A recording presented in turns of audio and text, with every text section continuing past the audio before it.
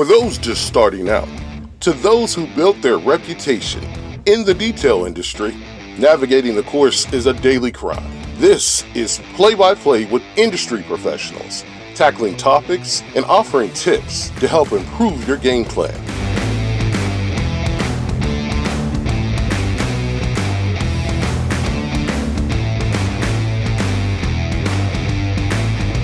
Now, here's your play-by-play. All right, Hey, what's up, everybody? Got your lunch break play-by-play special edition. No, it's not special. It's just a lunch break edition, but it's going to be special today. We got a heck of a show. Of course, I'm Dustin. I'm Lexi. And, man, we got it stacked up for you today. But I'm sure you noticed it's just the two of us again today, and it's something that I want to talk about.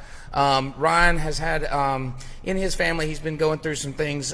His daughter's mom has passed away, and so we want you guys to keep him in your thoughts and prayers, him and his family, and just be thinking about him as we are, and we're really missing him. So he reached out on Facebook and asked everybody to say a prayer for him, so we thought we would hold a moment of silence at the end of the show so that we could all say a collective prayer or thoughts. Right. You know, and that's just a respect thing. We really respect Ryan and love him here, Yes. and we miss him. So if we can do that at the end of the show, that'd be great. But show must go on. That's right. So we'll talk a little bit about what we had. We had Detail Billy on last week. That's right. And we figured that would segue us into having an employee this week. So we let Detail Billy tell us all about how he trains his new detailers and that whole process. And we figured as we wrap this training series up, what better way than to hear from a detailer herself, one that's been trained more specifically by myself. Right. And well, we've been focusing a lot on business owners, right? We've Yes. been talking about, if you're the owner of the business, how to train, processes, things that you can do better. So we wanted to talk to somebody who not only got this training, right? Yeah. He experienced no training before. He did. And how he implements that and how he now is the teacher and is teaching other detailers. yeah, right? Which is really cool. It's a really cool perspective, and Matt's the perfect guy to do it. But you know what? We got to talk about something else before we dig into that. Yeah, what's that, Dustin? Dude, it's food. Come on, man. This is lunch break play-by-play. It's food. Well, don't worry. We got you, okay? Today we're going to get wacky, and we're going to be chomping down on some whacked out wieners. Whoop, whoop. They were our very first food sponsor and one of our favorites. Yeah. And with them having so much variety,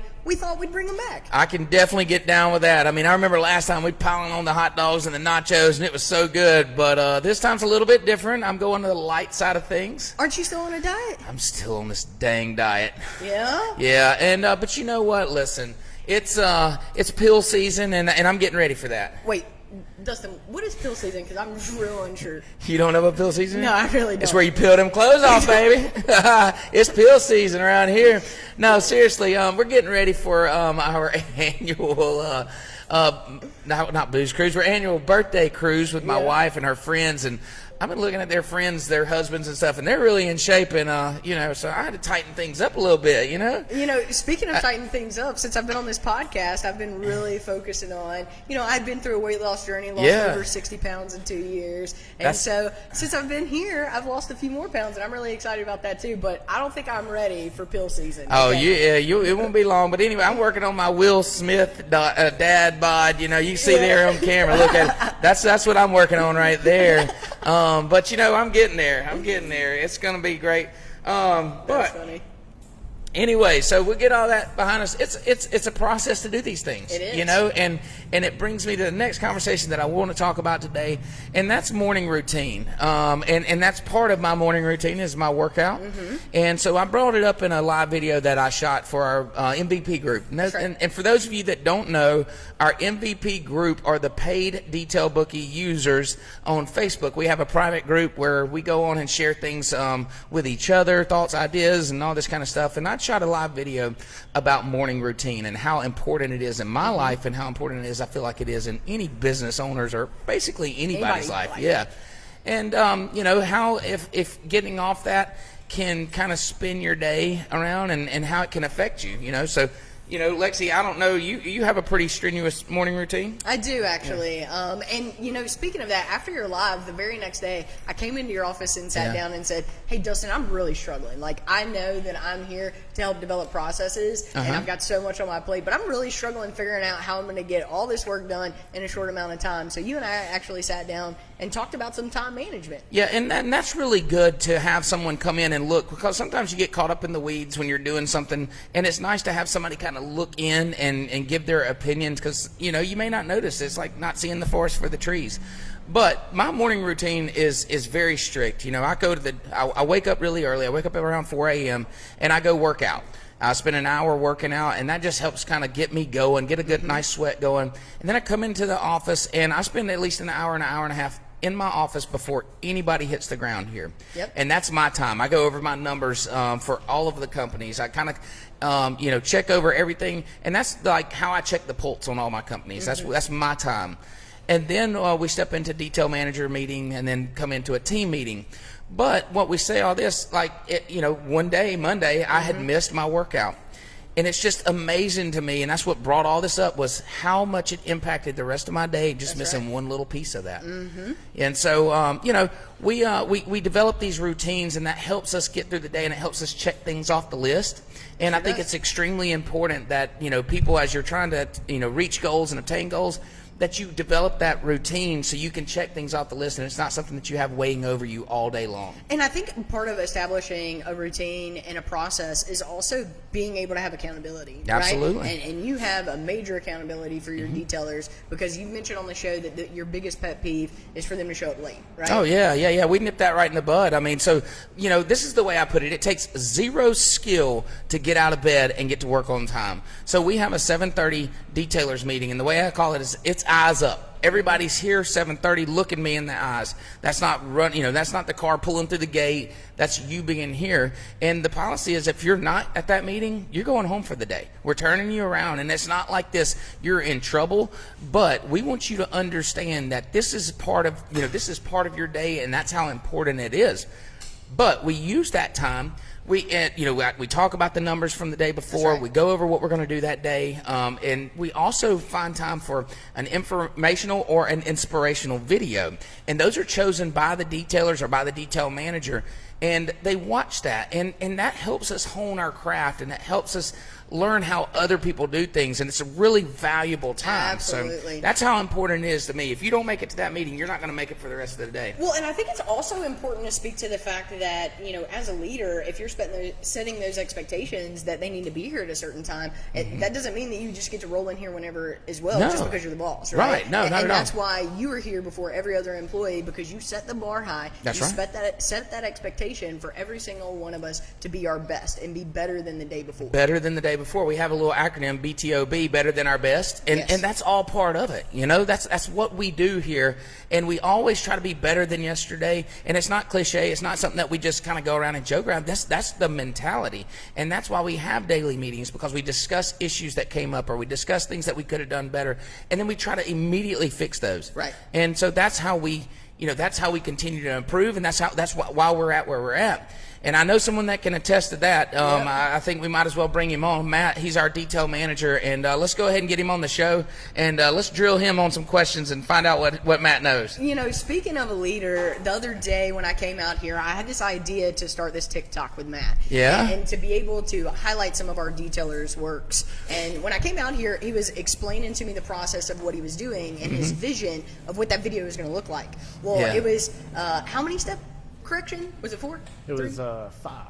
5. Okay, so a 5-step correction is what it was. And so Matt was explaining to me why he had to do every step of the process. Right. And so this little 30-second TikTok that you guys are watching right here, it has over 50,000 views. That's on it, crazy to right? me. I don't know. I just can't believe, you know, that, and this is stuff that we do every day, right, Matt? Oh yeah, every single day. You know, and there it is, and it's that interesting to everybody else to get 50,000 views, and I think that's really cool. But you know, that's the one good thing. And then go ahead and this is Matt with us. He's now on camera. So that's one good thing about Matt. He's willing to go in there and have fun when it's time to have fun, but he's also down to business too. So, that's right. You know, it's really cool to have him there and have that option available to you.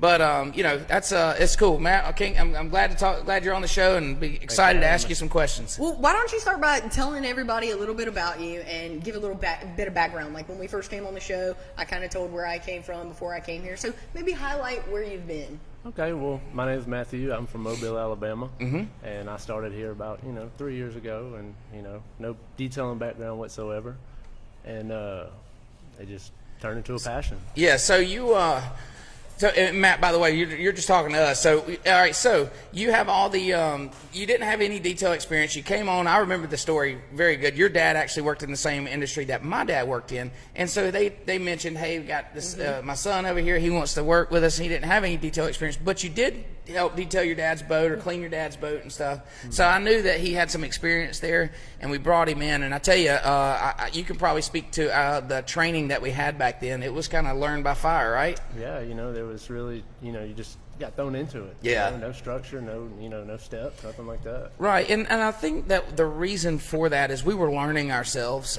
We were really, really busy. I think he came in the springtime, and anybody that's in the detail industry knows how busy of a time that was. And we kind of didn't know what we didn't know, and a lot of like a lot of detailers out there, we were learning. And so, but Matt jumped right in, man, and he's done a great job. He climbed the ranks very quickly. I mean, 3 years, he's and he's running the shop, and it says a lot about your tenacity and your willingness to learn. But so it's been 3 years since you've been here. And we know that you didn't have training then. What about training now? Like, how do we go about training our new employees? Yeah, so we have steps. We have procedures. Yep. We start somewhere, we go to the next, and then work our way back. It's not just go at it. It's not just throw everybody on there and figure it out. It's here's what you're going to do, here's why you do it, and here's how you do it. And then if they find a different way that they like to, we're not so strict that we say it's our way or the highway. It's we want you to go about it this certain way, but if you have a better way of doing it within that, go ahead. So you have the freedom there, the flexibility, right? So I guess that leads me to a question, Matt. I've asked all these business owners to weigh in on this question. So let me ask you, is it easier to train detailers when they come in with zero experience, or for them to have a little bit of knowledge about the industry? Well, it's easier for the people that have experience because they know some of the procedures, the products, stuff like that. Yeah. And when you have someone that doesn't know anything about it, then you got to start from scratch. You do, but so it's interesting to hear you say that. So my thoughts when I was doing the hands-on training was I wanted somebody that didn't know anything. Yeah. That because I could teach them everything I wanted them. Kind of like a blank slate, right? Yes, like exactly. There's no bad habits, and when you bring in a detailer that has experience, sometimes you kind of get that. Well, I do it this way, or I do it that way. And whether that may not be the easy way, and so we try to teach you why that may not work or may be a better way to do so. So it's interesting to hear you say that. And but we all have different training kind of ideas and the way that we go about things. But so how was the training process in the beginning? Because I want to kind of hear how it was then and how it went now. I know we've talked about kind of throwing them to the wolves, but from your perspective, what do you think really helped with being able to train employees and developing a process to lead them? Yeah, so when I first got here, of course, it was just, here's some rags, some chemicals, just make it clean by the end of the day. Right. There was no real structure. And but now, we have the steps, all that kind of stuff. yeah, we've learned. I mean, we've all learned together, and Matt's been an integral part of that. And Matt, because you go through this every day, I think it's really important that we talk about our process. Our customer comes in, right? They drop off their vehicle, and then what happens? Well, then we'll pull it into the back.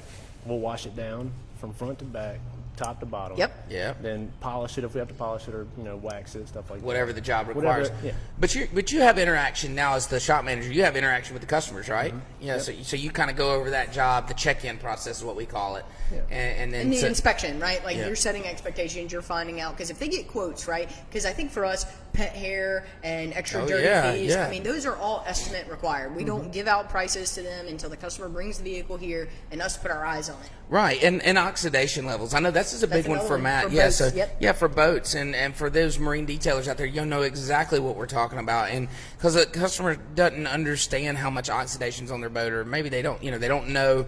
And so we run up a test spot for them.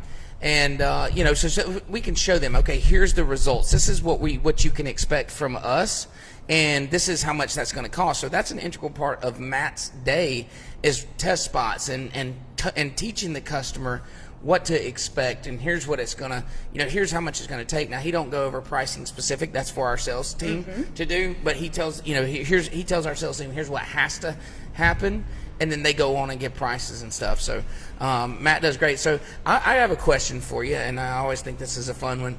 What do you do when, like, it's one of those days where you're pulling your hair out and you just feel like you can't get your head above water, and like everything, it's Murphy's Law. Everything that can go wrong is going wrong. Yeah, so, when that happens, you just got to step back. Yeah. Take a breath, just look at the job one more time and be like, where am I at? What needs to be done? And just, section it off, Yeah. Prioritize. Kind of right? check it off the list. This is a funny story. It's actually a Guinness World Record of the guy eating a whole bicycle. Yeah. And, the way that he done it was cut this bicycle up in tiny little pieces. The whole, I'm talking about the tire, the wheels, the frame, the seat. And he cuts the bicycle up into tiny little pieces, and he eats the bicycle. Yeah. But he's able to eat the whole thing, and that's exactly kind of what Matt's referencing is when the world's coming apart or falling down on you, you can only do one thing at a time, and you got to start small, and you just chisel your way through it. And by the end of the day, you realize, hey, I've conquered all this stuff, and rather than trying to figure it all at one time. Hey, Dustin, you and I both have some really weird analogies because I say all the time, especially when I'm talking to these detailers, when they're talking about, different things and it feeling a lot and feeling overwhelmed, I always stop and ask the question, how do you eat an elephant? Right, yeah. One bite at a time, right? That's the only way you can do it. So you have to break it down in bite size. I thought you were going to say by his trunk or something. I don't know. One bite at a time. No, that's and that's the truth. And you can tell by Matt's demeanor. He's cool, calm, and collected, and he always is. And that's why he's in the position that he's in. He's able to handle stress like that and just kind of digest it and not just throw it on all the guys. And it's really good, and that's a good attribute that he has, and we welcome that, and you do great here at the shop. But things have definitely changed, yes. As we've grown, we've learned so much, and there's so much value in training the young guys up, especially the newbies, right? I actually got to see Matt the other day whenever I came out for us to be able to record some more footage for TikTok. He was right in the middle of polishing some wheels, and one of the other detailers, we have a process of how we do things, and they were halfway through the process, and they started asking Matt some questions. He goes, hey, this isn't working. What am I supposed to do? And Matt looks over, and he said, well, you're on this step of the process. You have one more step. You've got to wait till the process is done for you to see the results. You're not going to see the results in the middle of the process. And that was a moment for me where I was like, man, there's so much truth in that. It's not just about shining wheels. That is so true. Yeah, there's so much more to it. And one thing I know, we got you here on this podcast, camera in front of you. How have you dealt with cameras being around you all the time? We made a commitment a few years ago to have more video and the guys being on camera. How has that worked for you? Well, at first, it was really nerve-wracking. Sure. Really nervous because you always had somebody just over your shoulder watching you. Right. But then, as time went on, it just became natural, and you don't even notice it. Yeah, and it's cool because it allows our customers to see what's going on in a real, unscripted, unedited version of just, this is reality. This is what these guys do every day, and they're great at what they do. And that's what we wanted to show our customers. It's not always, here's the product that you get, not the end result, but what goes into it. Yeah, and that's true. That helps when you talk about, pricing jobs and things like that, because they understand what these guys are actually doing to the boat. And it's not just wave your magic wand, as somebody said the other day, and boom, it's ready. Yep. There's hours and hours of work and knowledge that we've obtained and we do on every job, and that's why maybe it costs what it does, or that's why it takes as long as it does, because there's a lot that goes into it. Matt, how does it feel to see your work posted online? How does it feel to see your work on TikTok have 50,000 views on it? It's absolutely insane. I would have never thought it would have come to that. It's humbling, right? Yeah, it really is.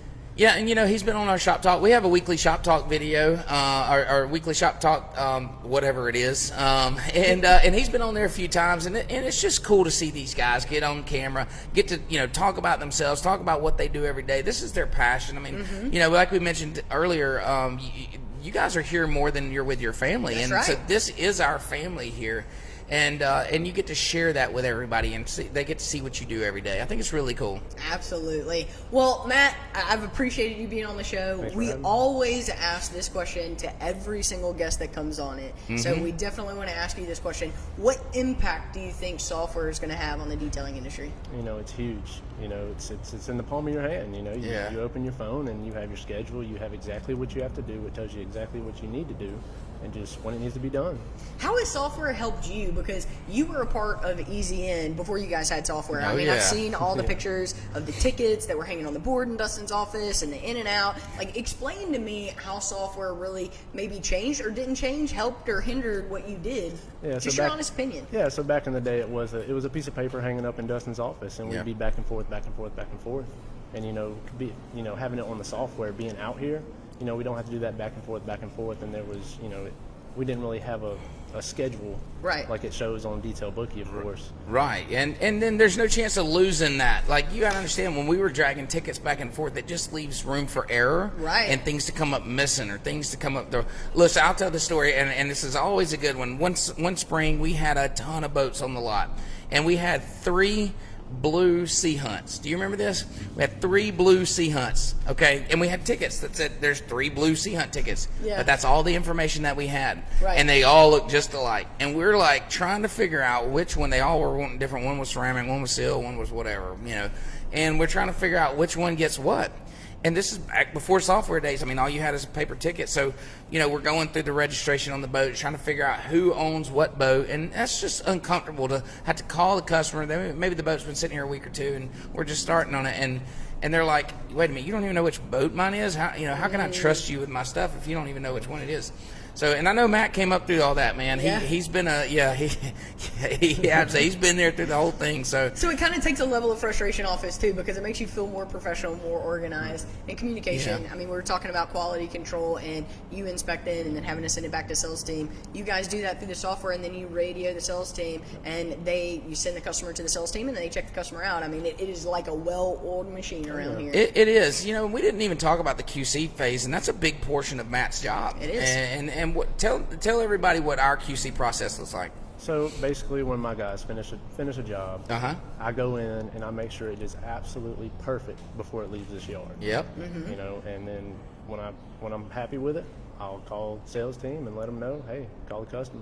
Let them know it's ready. So that doesn't just involve like a visual inspection, does it? You're actually physically going in and checking everything. I touch absolutely everything twice. There you go. I think I saw you the other day with a flashlight under a car, right? Oh, yeah. Absolutely. Yeah. Absolutely. It's dark under there. But anyway, it's been a great show. It has. Let's I get have one down last question for you, Matt, before we get off. Are you hungry? Super hungry. Oh, awesome, yeah. because you're our first live guest, yeah, and you get to share lunch with us, and that is so cool. I'm really excited That's about awesome. Let's bring it on. Well, you guys get ready for an explosion of flavors. We're eating Whacked Out Wiener. This company takes the hot dogs to the next level. You can top your Nathan's all-beef hot dog with everything from chili cheese to coleslaw and baked beans. It's so delicious. They have a couple of locations in Alabama, but we're eating from the Whacked Out Wiener in Saraland, Alabama. All of the toppings makes it hard to eat with your hands. So our beautiful production team has actually cut them up for us in bite-sized pieces. Thank you, they're guys. awesome. So why don't everybody grab a plate and maybe let's dig in. Heck yeah. I know, Dustin, you're on a diet now. I can go hot dog, macaroni. Believe it or not, on my diet, I can have the macaroni, I can have the cheese and the bacon. I can't have bread. Okay. I can't have potatoes, and I can't have fried food. So that's after what we're off camera, you're going to take the bread off and eat it, right? Yeah, man. Let me dig in. We need some forks, though. We don't have forks? Come on. No forks. Okay. Well, hey, while we're waiting on the forks, why don't you tell everybody what we're going to be doing next week? Because you're not going to be on the show. Yeah, I'm not going to be on the show next week. Well, technically, I'm going to be on the show. I'm not going to be at the show. Yes. So I am going down and going to Drake's Mobile Detailing, his marine detailing training event down in Fort Myers, Florida, and I'm going to be there on site. I'm going to be speaking to the guys there, and then I want to show you guys what an actual training event looks like. So I'm going to be there on site where I'm going to remote me in just like y'all would any other guest, and I'm going to be showing everybody what's going on. Super excited. It's going to be a lot of fun. And, what a cool way to kind of wrap up our training series is to actually be at an on-site training event and show everybody what it's all about. Well, I'm really excited about it. And before we dig in, I just wanted to circle back because Ryan did post on Facebook earlier this week and asked for everybody to take a moment and say a prayer for his family as they go through this rough time. Mm-hmm. So I'd like for us all to take a moment of silence. Okay.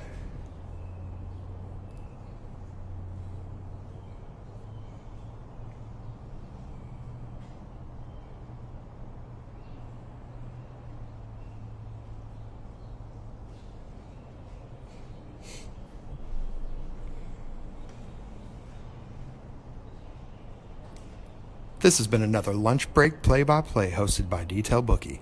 Join us next week for auto detailing news, interviews, and tastes of the South. See you soon.